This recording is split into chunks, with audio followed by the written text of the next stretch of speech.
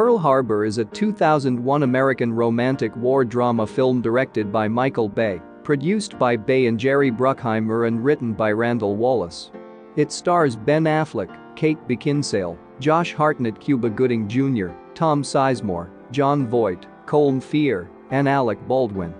The film presented a heavily fictionalized version of the attack on Pearl Harbor by Japanese forces on December 7, 1941, focusing on a love story set amid the lead-up to the attack, its aftermath, and the Doolittle raid. The film was a box office success, earning $59 million in its opening weekend and nearly $450 million worldwide, but received generally negative reviews from critics, who criticized the story, long runtime, screenplay and dialogue, pacing, performances and historical inaccuracies, although the visual effects and music score were praised. It was nominated for 4 Academy Awards, winning in the category of Best Sound Editing. However, it was also nominated for 6 Golden Raspberry Awards, including Worst Picture. This marked the first, and to date, only, occurrence of a Worst Picture-nominated film winning an Academy Award. It is also the only film directed by Bay to win an Academy Award. Did you know? When shooting the scene where Rafe, Ben Affleck, and Danny, Josh Hartnett, managed to get off the ground during the attack and are chased by 3 Japanese Zeros, one of the real planes clipped a palm tree and crashed. The pilot was dazed and suffered only a broken finger. Jon Voight wore duplicates of the steel leg braces that President Franklin D. Roosevelt had to wear. As a result, Voight suffered from bruising and chafing on his legs for weeks after finishing his work for the film. According to Michael Bay, he always wanted to make an R-rated movie, but the problem was that young children would not be able to see it, and he felt that they should. As such, when he was ordered by Disney to make a PG-13 movie, he didn't argue. As a compromise, he was allowed to release an R-rated director's cut on DVD later on. The first scene of the film to be shot was the boxing match involving Dory Miller, Cuba Gooding Jr., followed by the introduction of Admiral Kimmel, Colm Feore. In this scene, all the sailors in the background are real sailors in full uniform.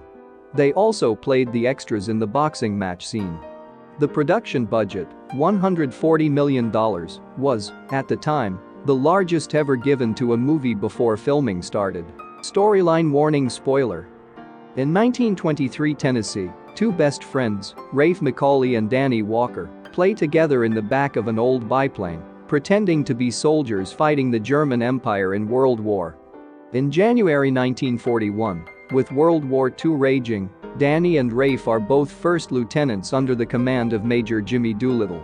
Doolittle informs Rafe that he has been accepted into the Eagle Squadron, an RAF outfit for American pilots during the Battle of Britain. A nurse named Evelyn Johnson passes Rafe's medical exam despite his dyslexia, and the two strike up a relationship. 4 weeks later, Rafe and Evelyn, now deeply in love, enjoy an evening of dancing at a nightclub and later a jaunt in the New York harbor in a borrowed police boat. Rafe shocks Evelyn by saying that he has joined the Eagle Squadron and is leaving the next day. During a mission to intercept a Luftwaffe bombing raid, Rafe is shot down over the English Channel and is presumed killed in action. Danny mourns his death and turns to Evelyn, which spurs a new romance between the two. Meanwhile, Japan prepares to attack the US fleet for cutting off their oil supply. On the night of December 6, Evelyn is shocked to discover Rafe standing outside her door, having survived his downing and spending the ensuing months trapped in Nazi-occupied France.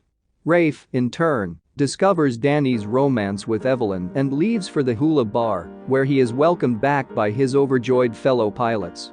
Danny finds a drunken Rafe in the bar with the intention of making things right, but the two get into a fight.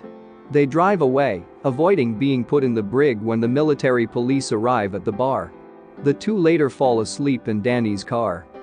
Next morning, on December 7, the Imperial Japanese Navy begins its attack on Pearl Harbor. The U.S. Pacific Fleet is severely damaged in the surprise attack, and most of the defending airfields are obliterated before they are able to launch fighters to defend the harbor. Rafe and Danny manage to take off in P-40 fighter planes and are able to shoot down several of the attacking planes. They later assist in the rescue of the crew of the capsized USS Oklahoma, but are too late to save the crew of the sinking USS Arizona. The next day, President Franklin Delano Roosevelt delivers his Day of Infamy speech to the nation and requests that the U.S. Congress declare a state of war with the Empire of Japan. The survivors attend a memorial service to honor the numerous dead. Later, Danny and Rafe are both assigned to travel stateside under newly promoted Lieutenant Colonel Doolittle for a secret mission. Before they leave, Evelyn reveals to Rafe that she is pregnant with Danny's child and intends to stay with Danny and give him her whole heart for the child's sake. Evelyn reassures Rafe she loved him in the past and will love him her whole life, never looking at another sunset without thinking of him. But says she is ready to move on with Danny and have their family together as she fell in love with him as well. Upon their arrival in California, Danny and Rafe are both promoted to captain and awarded the Silver Star and volunteer for a secret mission under Doolittle. During the next 3 months, Rafe, Danny and other pilots train with specially modified B-25 Mitchell bombers. In April, the raiders are sent toward Japan on board USS Hartnett. Their mission is to bomb Tokyo, after which they will land in Allied China. The mission is successful, but Rafe's and Danny's planes crash at the end. They are held at gunpoint by Japanese soldiers. A gunfight ensues, and Danny is mortally wounded shielding Rafe before the group are rescued by Chinese soldiers. Rafe tearfully reveals to Danny that Evelyn is pregnant with Danny's child. With his dying breaths, Danny tells Rafe that it is his child now. After the war, Rafe and Evelyn, now married, visit Danny's grave with Evelyn's son, named Danny after his biological father. Rafe then asks his stepson if he would like to go flying, and they fly off into the sunset in the old biplane that Rafe's father once owned. See you later.